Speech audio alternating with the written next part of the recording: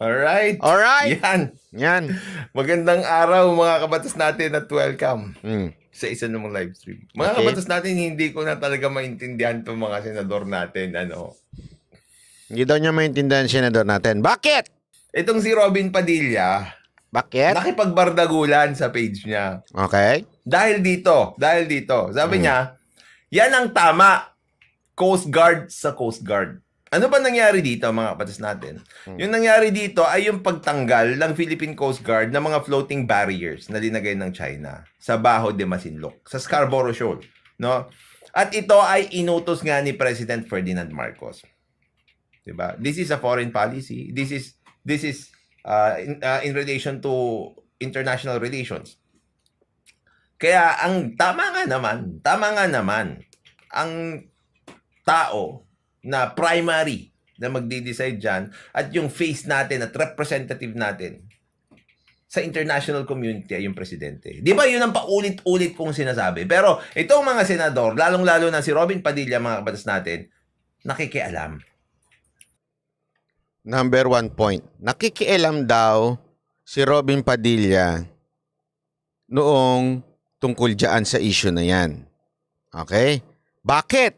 Bakit niya nasabing nakikialam si Robin Padilla? Pakinggan ninyo ang dahilan ni Libayan. Kasi nga, part nga nung kanyang kampanya, mga kabatas natin, yung West Philippine Sea. Di ba? Magpapadala daw tayo doon ng private army. Private army? Anong tawag niyan? Anong tawag niya doon? Hindi private army yung tawag niya doon Militia. Libayan, ito, tanong ko lang. Sino yung nagtatype sa keyboard mo? Tutor mo ba yan? Asawa mo yan? Hindi ako nagtatanong lang, Libayan, sino yung nagtatype-type sa paligid mo? Tinuturuan ka na sasabihin mo, may instruction dito. May moderator kang kasama dyan sa bahay mo. Siguro asawa mo yan. Tinuturuan ka. Hindi ako nagtatanong lang Mahinang nilalang ka ba't kailangan ka pa tutora ng asawa mo?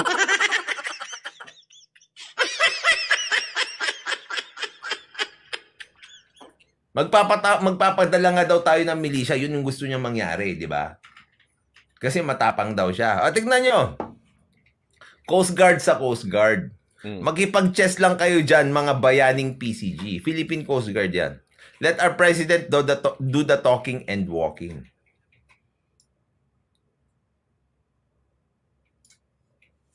Alam mo naman pala, Robin Padilla, in the first place, na let our president do the talking and the walking.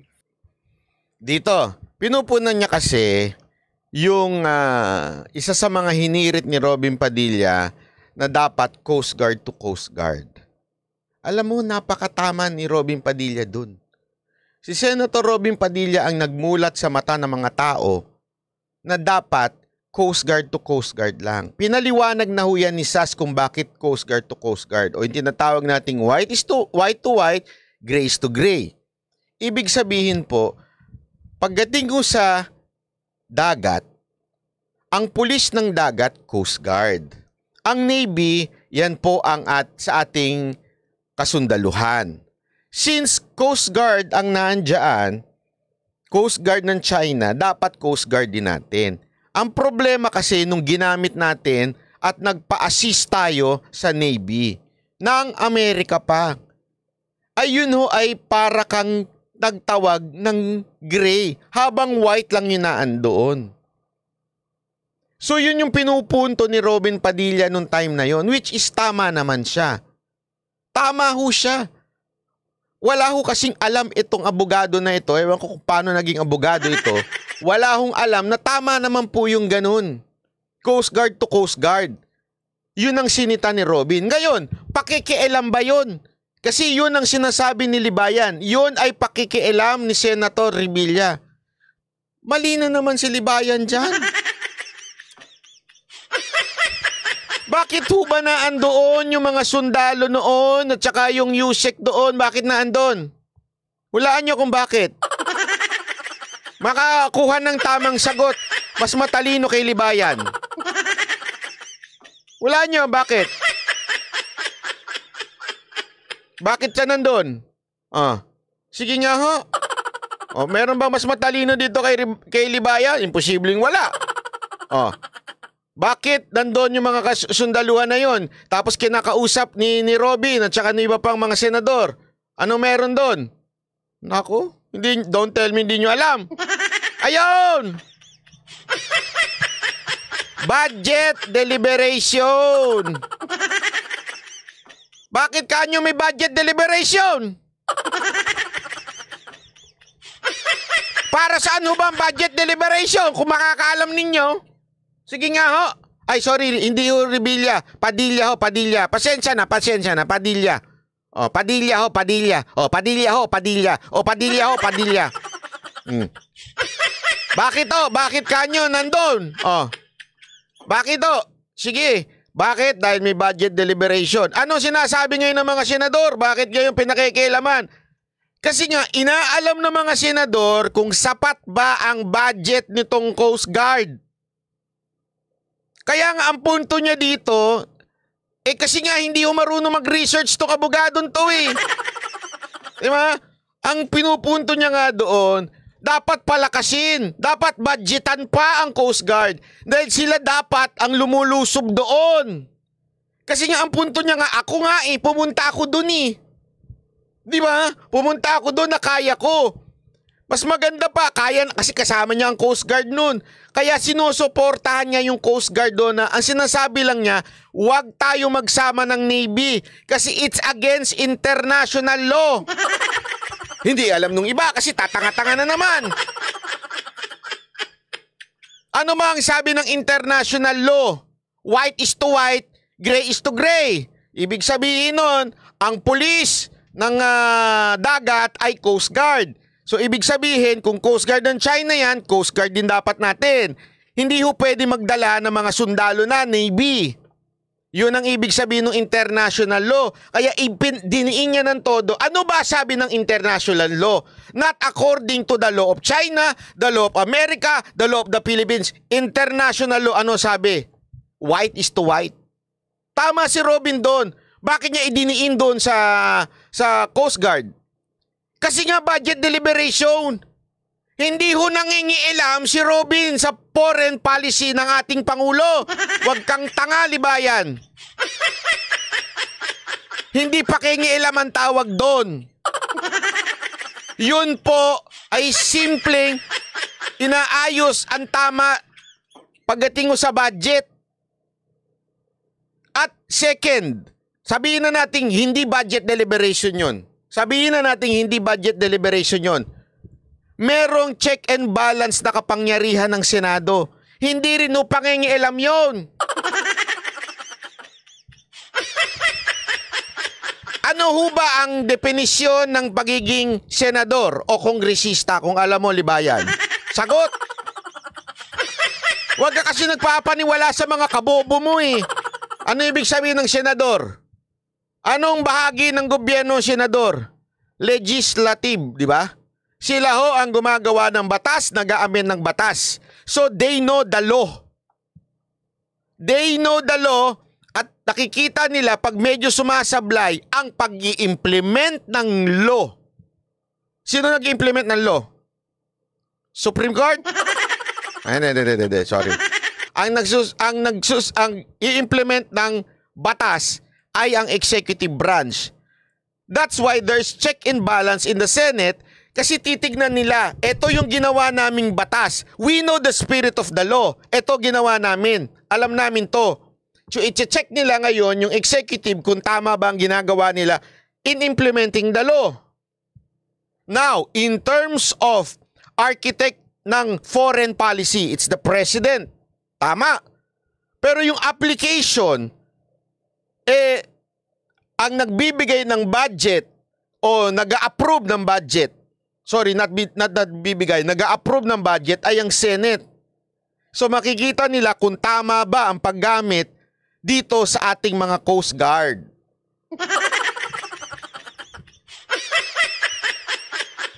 Kalma lang, Banat Bay. Paano ka kakalmahin sa mga ganitong kabubuhan sa mga kababayan natin?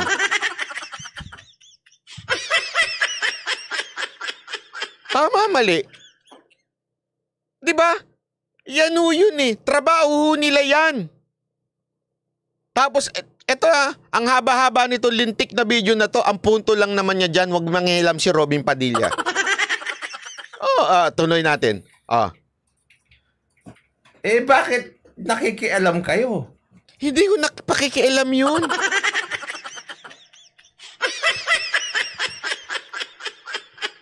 They're making sure that our money sa tax, ewan ko kung nagbabayad ka ng tax siguro naman. Yung pera natin, they're making sure tama ang napupunta sa Coast Guard. Parte nila yun, trabaho nila yun. Kaya nga inaayos yung budget Hindi pakikialam ang tawag dyan. Bira ka, oo. Kayo yung bumuboses at nagsasalita ng kung ano-ano. Katulad na lang mga kabatas natin, yung resupply mission. Galit na galit si Robin Padilla dahil merong escort na eroplano ng Amerika. Uy, mali talaga yun Right. Ang tagal. Ang tagal ng tutor niya. Hoy, yung tutor, ang bagal mo! Halatang nag-aantay sa instruction Robin Padilla. Pakinggan nyo Dahil merong escort na eroplano ng Amerika. Wala nagtatype. Asan yung kasunod? Asan na? Hoy! Ano ba? Ang tagal mo! Ang tagal mo! Di ba yun sa basbas din nitong Pangulo natin na si Bongbong Marcos? Ang tagal mo naman! Trabaho ng white sheep ang law enforcement sa karagatan. Ito yung maganda. Kaya shut up na muna mga Osisero at KSP. Parang yung Osisero at KSP, parang ikaw yata yun, sir. Alam mo, ito ang problema dito kay Libayan Ano ba tingin niya sa senador? Kasi sinisita ni Robin Padilla dyan yung mga Osiserong wala namang alam. At walang karapatang na sitahin sila pagdating sa pagsisita kung papaano nagagamit ang pera ng gobyerno. Karapatan nila yun. Are you stupid? Honestly. Libayan, pakisagot nga ako, are you stupid? Alam mo naman, di ba, pagdating sa budget, karapatan ng mga senador busisiin ang budget at kung papaano ginagamit ito ng executive branch. Yun ang karapatan nila. Kaya nga niya sinasabihan yung iba na wag nyo akong patahimikin, wag nyo akong sabihan ng ganito. Kasi alam ko yung batas Ang batas, according to the international law, white is to white, gray is to gray. Kaya hindi dapat natin ginagamit ang Navy para pumunta doon. Alam niya yun Ikaw, hindi mo alam. At karapatan niya punahin yung Coast Guard at that time. Making sure na alam ng Coast Guard yun. Kaya nga sabi niya, di ba, kaya natin to Sabi pa nga niya kaya naman natin, nagpunta nga tayo dun naniniwala ako. Tinanong pa nga niya, kaya ba o hindi? Kasi remember, sinisigurado niya na yung pera ng taong bayan, yung tax natin, na ibinibigay natin sa bawat ahensya ng gobyerno, specifically, etong ahensya ng gobyernong executive branch, nagagamit ng tama. Karapatan ng isang mambabatas na punahin yun. Hindi mo alam yun, Libayan? Hindi nyo ba pinag-aralan sa law yun?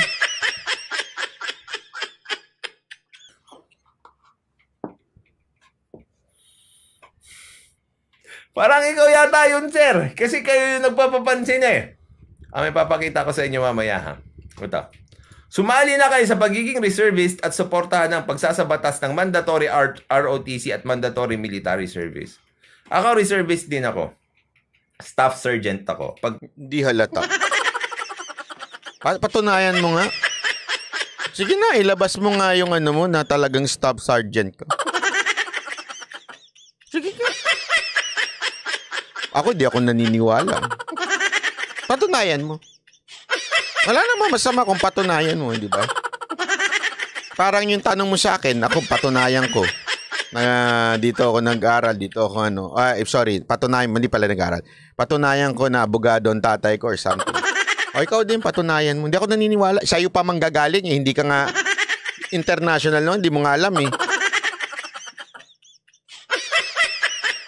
Yung trabaho nga ng senador, di mo alam eh. Patunayan mo yan. Kunwari nagkaroon ng gera na Kayo ba naniniwala? Huh? Di ako naniniwala eh. May estate ako. Estate ba yun? Yun. Ma-reinstate daw siya. Reservist siya niyan ha. Ma-reinstate daw. Ito pakinggan niya. Ha. At mandatory military service. Ah. Ako reservist din ako. Okay. Staff sergeant ako. Pag Okay. kunwari nagkaroon ng gera, ma-reinstate, may estate ako. Estate ba yun? Yun. Pag nagkagera daw, dahil reservist siya, ma-reinstate daw siya. Tapos binago niya, ma-estate ako. Sa tingin ninyo, reservist siya.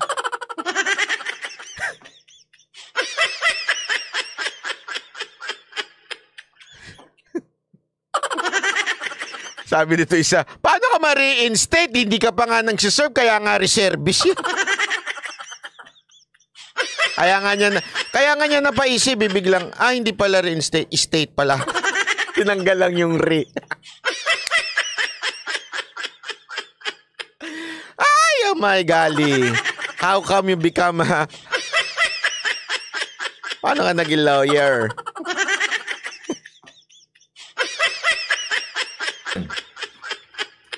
Tapos part pa ako ng drill squad. Drill squad. Trabaho lamang ng Pangulo Pinagmalaki pa talaga.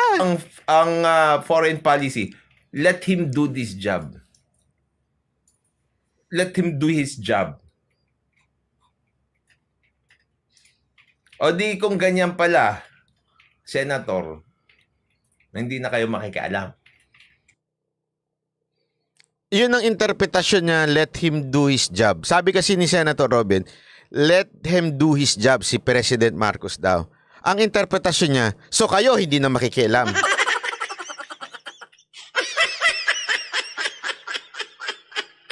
So don't tell me na it's all, lahat ng job lang ng presidente, walang trabaho ang mga senador.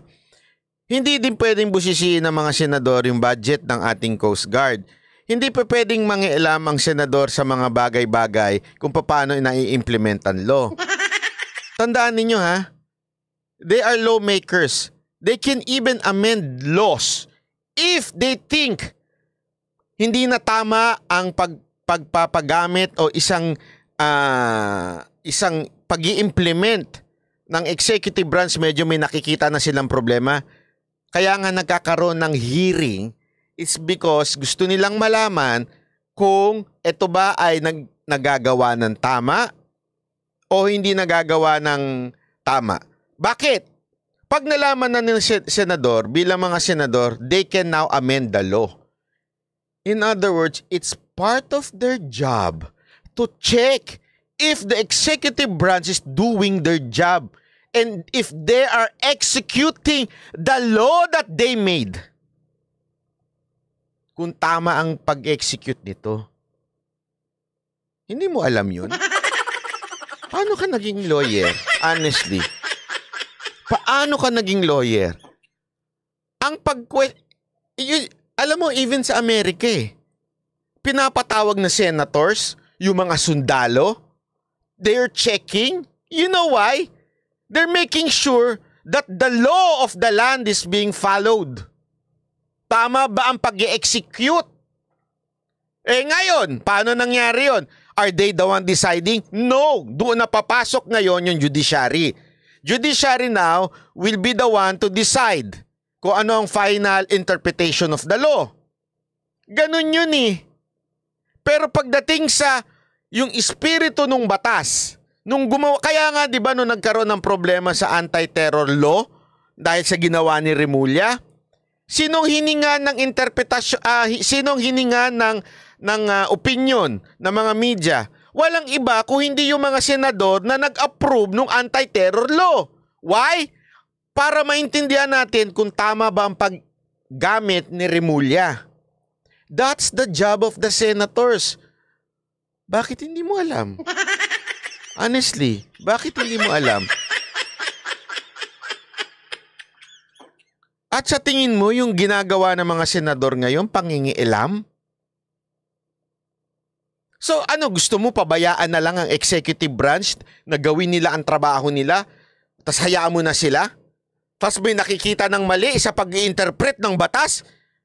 Sa pag-i-execute, sorry, not interpret, pag-i-execute ng batas, hindi na nila pupunahin? Kuya, aral uli. Aral uli.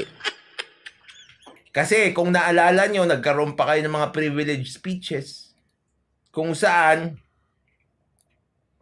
pinipwersa nyo yung Pangulo na gawin yung bidding nyo. Binawi ho nila yon. Para sa alaman mo.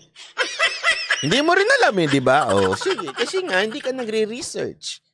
Tama siya doon, nagkaroon ng privileged speech yung mga senador na gusto nilang anuhin, di ba? Pero natabla sila ng isang senador. At sinabing, wag na, kaya hindi tumuloy yun. Kasi sinabi, hindi na natin jurisdiction yan. Wag na tayo dyan. We can say our opinion, karapatan nila yun. Pwede nilang gawin yan by privileged speech. Part of their job. If hindi part ng kanilang job yun, sana tinanggal na lang ho yan sa batas natin. Sana wala ng privileged speech to mga senador. They can do this privileged speech. Part of political practice yan. Pero, the president, since siya ang architect ng foreign policy, pwedeng hindi siya makinig doon. Karapatan din ng Pangulo hindi siya makinig. But, you cannot say, wag ka makialam. Hindi ka pwede magsalita. Karapatan din nila magsalita yun. Hindi mo alam ba yung libayan? At sa tingin mo, pangingialam yung privilege speech? That's how you interpret it? Privilege speech is pangingialam?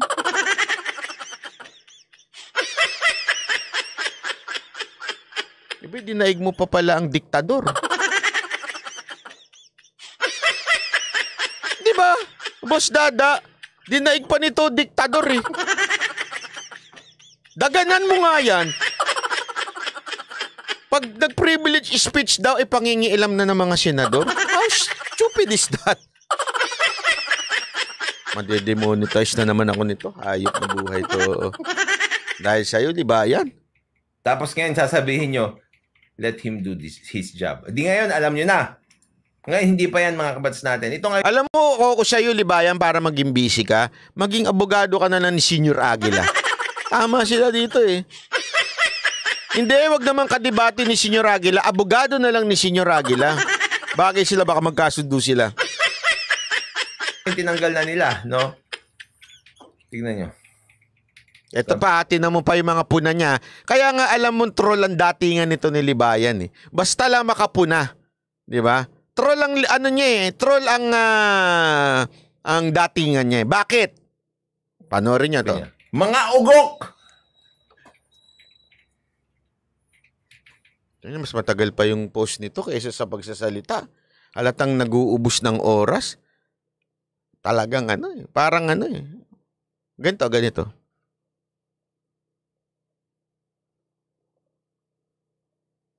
Uy, may ads na lumabas.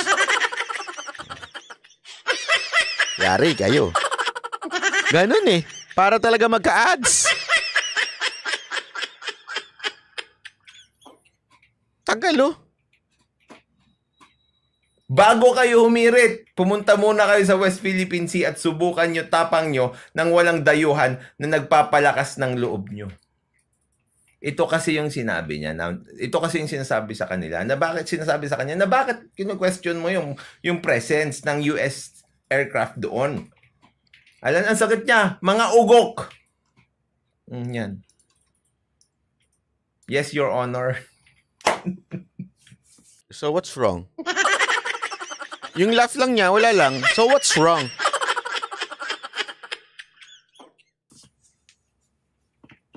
Yes, Your Honor! Pumunta muna kayo sa West Philippine Sea at subukan nyo tapang nyo ng walang dayuhan na nagpapalakas ng loob nyo. Bakit? Kasi mga kabatas natin.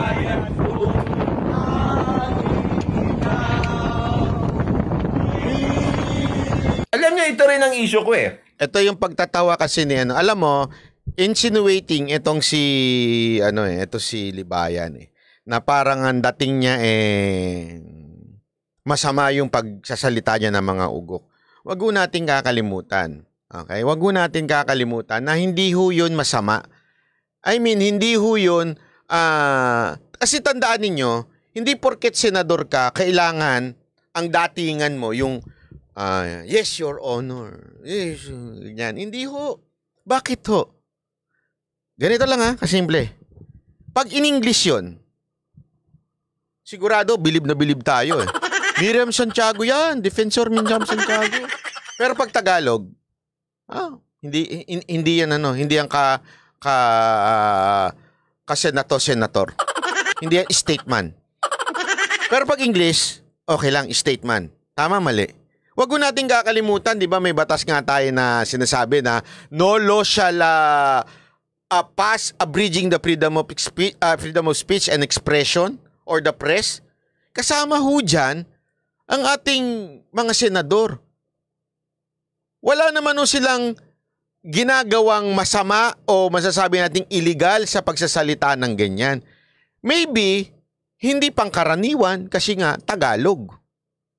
Pero sa totoo lang, Englishin mo yung mga sinasabi baka nabanggit na ho ni Senator Miriam yun. Sino dito nanonood ng mga video ni Senator Miriam yun? Tawa ko ng tawa Kasi ni-interpret ko sa Tagalog yung sinasabi niya. Malala kaya lang, alam mo naman tayo mga Pilipino, pag English, sosyal. Pag tinagalog mo na, salitang kanto. Ganon. Pero same meaning. Diba? Ganon lang yun Pwede pala siyang magganyan O yan. Ito naman yung interpretasyon niya. Pwede naman pala siya magganyan. Ba't siya nagganon? Ano bang pakialam mo? Bawal ba yung ganon? Bakit nakaganon siya? Anong pakialam mo? Honestly, yung totoo, wala kang pakialam. Expression niya yan. At walang nagsasabi sa batas natin na bawal gumanon. Di sana kung meron nagsasabing bawal gumanon sa batas natin, di sana naparusahan siya. Kita nyo, wala ngang abogadong nagsampa ng kaso laban sa paggaganyan niya? O kahit na anong interpretasyon na ginagawa. Ibig sabihin, it's not against the law. Kaya nga walang sumubok Ikaw lang siguro yung malapon na. Ngayon, magagalit ka kung na ganito. Anong papakialam mo? Honestly, anong pakialam mo? Pati yung pinupuna mo, anong pakialam mo kung ganyan ang gawin niya ngayon? At una-una, iba yung kantaan doon, iba yung kanta dyan. Which is, tingnan nyo sa kanya na rin manggagaling na iba yung kanta. Ba? Choice niya lang ba yun? Pakialam mo ka. Choice niya. Okay. Ako nasasagot. Choice niya yan. Ito.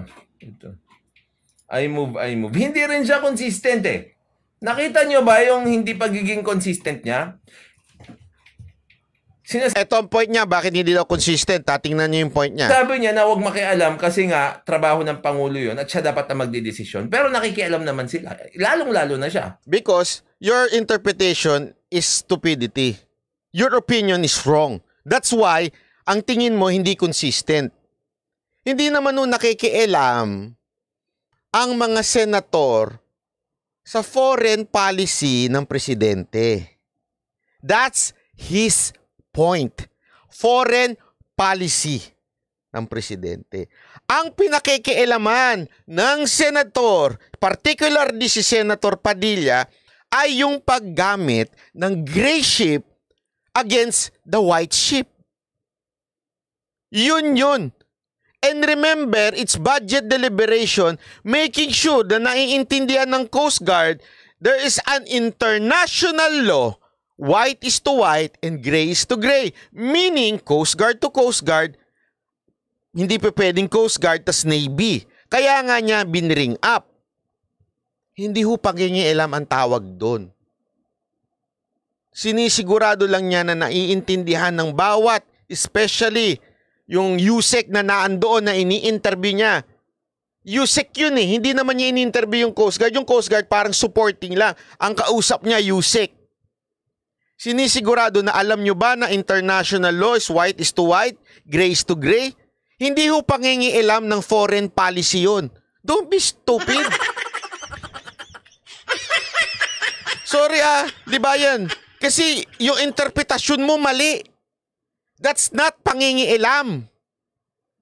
Ang sinasabi niya dyan na the president dapat na magdidesisyon dyan, it's about the foreign policy of our country. Hindi niya pinakikialaman yun. Ang sinasabi lang niya pag-implement. Alam ba ng law, alam ba na ninyo na ganito dapat sa international law? Yun. Ay, ewan ko ba bakit kailangan kapanturuan? Ngayon, isa pa sa hindi niya pagiging consistent, yung kailangan parang nakaganyan daw siya. Kapag nagpe-pay tribute doon sa flag ng Philippines, 'di ba? Ganyan. O ngayon, sa SONA, 'di ba? Ganyan. Tandaan mo ano yan Ano yung kanta niya? Kinakanta niya diyan, Bayang Magi, ganyan yan. Yan yung kinakanta niya. Dito ano kanta niya? O, pakinggan nyo. Tingnan nyo. Tsaka niya marirealize, nung ipinlay niya na. Tsaka niya na marirealize na iba pala yung song. Tingnan nyo yung kamay niya.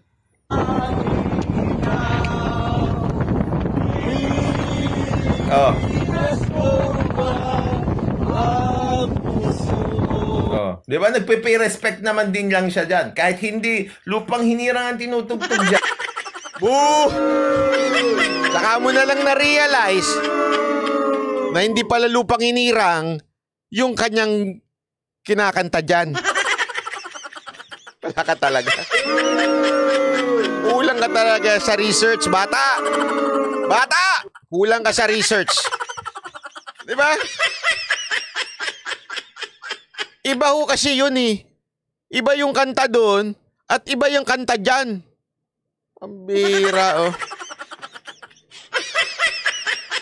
Don't tell me hindi mo alam ang pinagkaiba ng isang national anthem at isang ordinaryong awitin na apat. Kasi ang dahilan niya doon, common denominator daw noon, patriotism, pareho.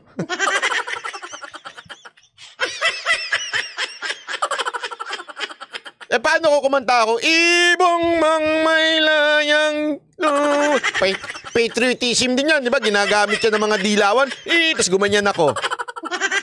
Ibig sabihin ba inconsistent ako? Bakit pagkabayang magiliw, ganun ka? Pero pag ibong mang may layang lumipad, ganun ka. Hindi ba pwedeng pareho na lang?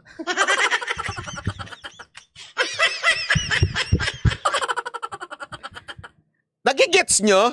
Anything daw, parang ganito sinasabi niya, inconsistent ka, Robin. Bakit yung national anthem mo ganito? Pero yung kanta mong dyan, ganyan. So, ibig mo bang sabihin, kailangan pareho? Hindi pwede magkaiba?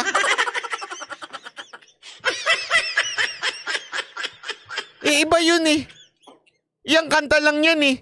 Hindi naman yung national anthem eh. Bira to si Ewan ko, libayan kung nasan talagang atay mo, utak mo. Tama kayo, Ariel. Halata, hindi ni-review bago magsalita. Oo nga, huli, di ba? Huli, booking eh. That's still paying respect to the flag. Naks! Nakaganyan siya sa paying respect to the flag, that's ordinary song.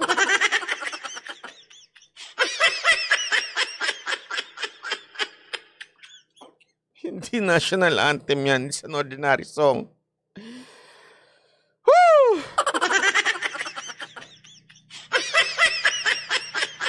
niya. Tapos yung sa kanya, gano'n. Attorney Aguila ka na.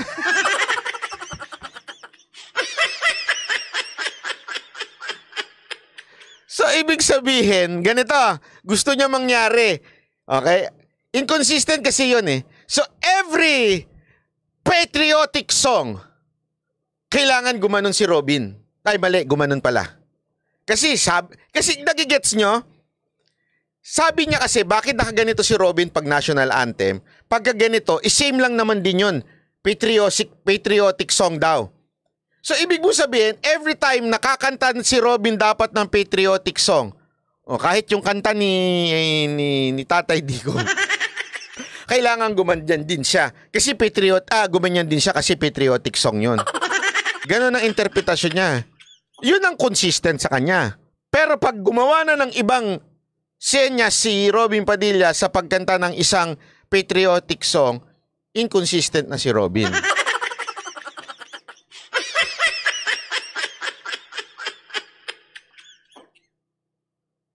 My golly. Ano pa ba ang dyan? Patriotic song. Magkaisa. Magkaisa! Ganun daw dapat. Magkadalwa! Ganon?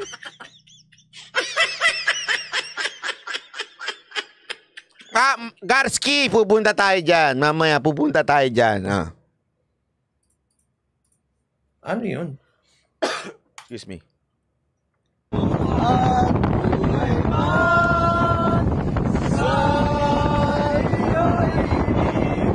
Hoy, kayo hindi rin kayo consistent. Bakit pag bayang magiliw, ganun kayo? Pero pagka ganyan ang kanta, hindi kayo huwag kayong humawak sa barko, sa boat ninyo. Ayaan yung malaglag kayo, basta nakaganyan para consistent.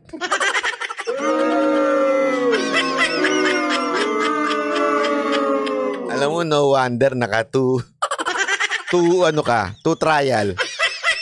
Ewan ko kung 2 trial pero sabi ng iba 4 daw eh. Ewan ko kung sino nagsasabi na doon sa inyo. Pero no wonder nakadalawang trial ka bago ka pumasa. Bata, alam ko na kung bakit. Yan. Mga ugok! Ito, sandali. Pumunta muna daw kayo sa West Philippine Sea. At subukan nyo tapang nyo na walang dayuhan na nagpapalakas ng loob nyo, sabi niya. Anong kinalaman nun? Ang tatapang nyo para kayong mga langaw sa ibabaw ng kalabaw. Bumilib kayo sa Pilipino. Pro-Pilipino kayo dapat. Pro-Pilipino naman kami talaga. Pero ayaw namin yung mga kalokohan na nangyayari. Oh, ikaw, dapat ayaw mo sa sarili mo. Isa yun, kalokohan yun eh. Ang dami-daming nagalit din sa atin, mga kabatas natin. Nung kinocall out nga natin sila tungkol sa pagiging mapusok nila sa West Philippine Sea at sinasabi natin na hayaan nyo na si Bongbong Marcos ang gumawa niyan. Kasi trabaho niya yan eh. Kasi kung may nangyaring bulilyaso, si Bongbong Marcos din naman ang mananagot. Hindi naman kayo eh. O ngayon, may mga ugok-ugok na. Tinatagalan niya para umabot talaga ng 9 minutes. 7:48 na eh. 7:48 na. Tingnan ninyo ha. Ipapakita ko sa inyo kung bakit niya pinuna si Robin dito. 7:48 na. Kailangan niya umabot ng 9 minutes. Kasi tandaan nyo, may rule sa YouTube na 8 minutes, doon lang pwede magsiksik ng ad sa gitna. Diba? Pag umabot na ng 8 minutes. So talagang tinatagalan niya. Ang tagal ng posing niya. 7:48 na ngayon. Tapos meron ng let him do his job. Ano ba talaga? Pero, Senator Robin Padilla, ngayon sinabi mong let him do his job, shut up ka na. Ito, shut up na muna. O magsha-shut up ka na muna kasi hindi mo naman trabaho yan, di ba? Hindi niya talaga magets, no? Ang trabaho niyang senador. Di ba sabi mo, babaguhin mo yung konstitusyon? Nasaan na yun? Tumingin siya sa oras. Dali, 8 minutes pa lang, 8:20 pa lang. 8:20 minutes pa lang. Kailangan natin. Eto, paano ko kaya pahahabain to? Eto na, pahahabain ko na. Kasi 8 minutes pa lang. Kulang to sa kota ko. Kailangan humaba to. Alam ko na para humaba. Tingnan nyo para pahabain niya. Nasaan na yun? Tignan nyo yung sama. Nagbasa na lang siya ng comments.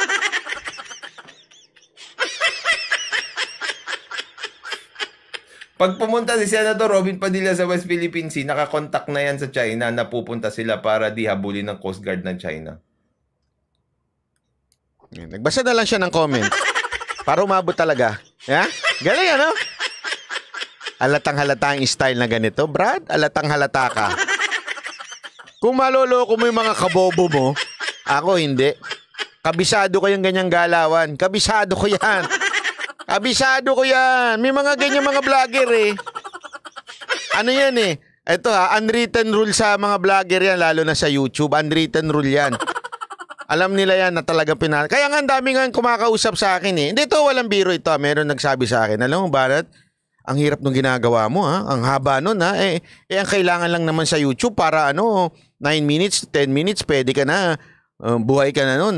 Umaabot ka ng 2 oras, 3 oras. Paano ka nang kakapag-ipon ng sasabihin? Kasi nga alam nyo, maniwala ho kayo sa akin. Ito sa mga vlogger dyan, makinig kayo. May mga nagtatanong ng ganyan kung paano daw tayo tumatagal ng ganun kahaba, dumadaldal. Una-una, huwag kayo maging concern sa mga nanonood. Ibig sabihin sa dami ng nanonood. Ang problema kasi sa inyo, tingin kayo ng tingin sa nanonood kung madami na. Pangalawa, tingin kayo ng tingin ng oras. Gano'n na ba ako katagal na nagsasalita? Don't. Bakit ho ba? Tanungin ko ho kayo. Pag may kausap ho ba kayong kaibigan, binibilangan nyo ng oras? O 5 minutes na tayo nag-uusap. 8 minutes na tayo nag-uusap. 1 minute na lang ha. Hindi ho. Diba? Dapat, pagkakipag-usap ka sa tao, kausapin mo lang. Alam mo kung kanino ko natutunan yung wag maging concern sa viewers? Natutunan ko to, walang iba kung hindi kay Doc Willie. Si Doc Willie, eto para lang sa kaalaman ninyo ha. Si Doc Willie isa sa mga nag-encourage sa akin nung simula. Kasi 'di ba si Mocha lang talaga ang nagla-live noon. Tapos ini-encourage niya ako, hindi basta bye, pag nag-live ka, salita ka na kagad, go directly to the point. Huwag ka nang nag-aantay ng audience. Salita ka na kaagad, kahit isa lang yan. Kasi wag mo nang tingnan kung ilan yung dami. Siya ako nagsabi sa akin yan. Natutunan ko sa kanya yan. Sabi niya sa akin, pag mag-live ka, wag kasi sakit ito nung mga nagla-live. Oh, nandiyan na po ba kayo? Oh, ilan na po ba kayo? Oh, may 7 na nanonood. Oh, may 10 na nanonood. Oh, 15 na nanonood. 200 na nanonood. Oh, ganun. Kahit nga ako hanggang ngayon, minsan nadadala ko pa yun eh. Totoo, aminado ko. Pero alam mo na, alala ko lagi si Doc Willie. Sabi niya, simulan mo na. Direct to the point ka na. Bakit? Mabibwisit yung manunood sa'yo uli. Yung mga replay. Mabibwisit sila. O ba't ka tumatawa na Harot? Ganun ka, no? Hindi, lesson lang to ha. Sabi niya talaga sa akin, diretsuhin mo na. Pag bukas mo, once nag-live ka na, huwag ka na mag-antay. Diretso ka na. Oh, magandang araw. Ito po ang topic ko ngayong araw to. Pag-usapan mo na. Tapos as if may kausap ka ng tao. As if meron ng mga taong nanonood sa'yo. Kasi pag ni-replay na yan, ganun na itsura nun. Manunood na sila. Hindi naman, kunwari, di ba nakakabwisit yung manonood ka ng video na nag-aantay yung nagsasalita, nag-aantay? Ano ba to? Mamaya na nga ako babalik. Ang tagal-tagal nito magsalita. Ang tagal ng intro. Diretso ka na! Ang ganda-ganda na nung clickbait mo eh. Di ba ganun? May clickbait pa eh. Clickbait. Ano naman yun? Baka mamama mo. Ayun, kumain ng tae. Si vlogger, ganito. Oh. Siyempre, talaga? Tapos pagbukas mo ng video, hindi ganun. Pag-play mo ng video, 5 minuto na, nag-i-intro pa rin.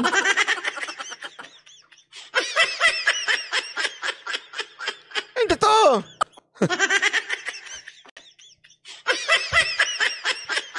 Ganun no eh. Etong si Libayan, halata eh. Ang tagal magsalita. Alright! Simula pa lang, alright! Tatawa mag-isa. Pag-usapan natin si Robin. Kita nyo ha, umabot ito ng mahigit 9 minutes, 10 minutes, umabot siya. Mga 12 minutes ang inabot ito. Ano punto niya? Iisa lang. Ano? Wag dapat makialam si Senator Padilla. That's it. Sana pala simula pa lang, sige na sinabi mo eh. Sana sinabi mo na kagad, Robin Padilla, ito sabi mo, wag kang makialam. Ikaw ang nangingialam. Tapos na, end na. Kaya lang, di siya kikita. So, paano niya ngayon pahahabain yun? Tandaan ninyo, may quota siya, mga 4 o 5 live sa isang araw. Para kung kumita man na, kasi tansya ko lang naman. Tansya ko lang ito, hindi ako sure dito. Pag umabot siya ng mga 50 na viewers, more or less 3,000 to 5,000 yun. So pag nakalima siya sa isang araw, 20 mil na kagad yun. Pag 20 mil kada araw in 30 days, di ba? Kita nyo na? Ano gagawin niya? Batikusin si Robin Padilla. Alam mo ito gusto nyo mapatunayan? Tapusin na natin to kasi nakakasawa ng pagmumukha nito eh. Ito gusto nyo mapatunayan? Punta kayo sa page niya. Saliksikin ninyo. Walang ibang topic yan kung hindi si Tulpo o kaya si Robin. Sa katunayan, pwede na nga niyan si Tulpo na lang eh. Alam mo, lumiligwak siya kay Robin. Bakit? Kasi yung mga tao, naririndi na sa tulpo-tulpo niya, medyo bumababa na yung viewers niya pag tulpo. Hindi na ganun kalaki. Mas malaki pa nga nung inaway niya si Piskal eh. Kasi siyempre, alam naman natin, mainit yung debate. Diba? Ngayon, tinitingnan niya siguro, sandali, bakit pag si Tulpo binabanatan ko, hindi ganun nakasyadong kalaki? Pero pag si Robin, kahapon lang yung upload niyang kay Robin, umabot na ata ng 40,000 or 50,000, I'm not sure. Ganun na kagad kadami. Ibig sabihin nun. Chiching! Yun. Kahit ano punto niya, isa lang naman. Sabi ni Robin, wag na mangialam kasi si Pangulong Marcos ang nagdi-decide niya. Bakit ka nangingialam? Yun lang yun. Yun lang yung punto niya. Wala nang iba. Pinatagal lang niya ng 10 minutes. Now you know.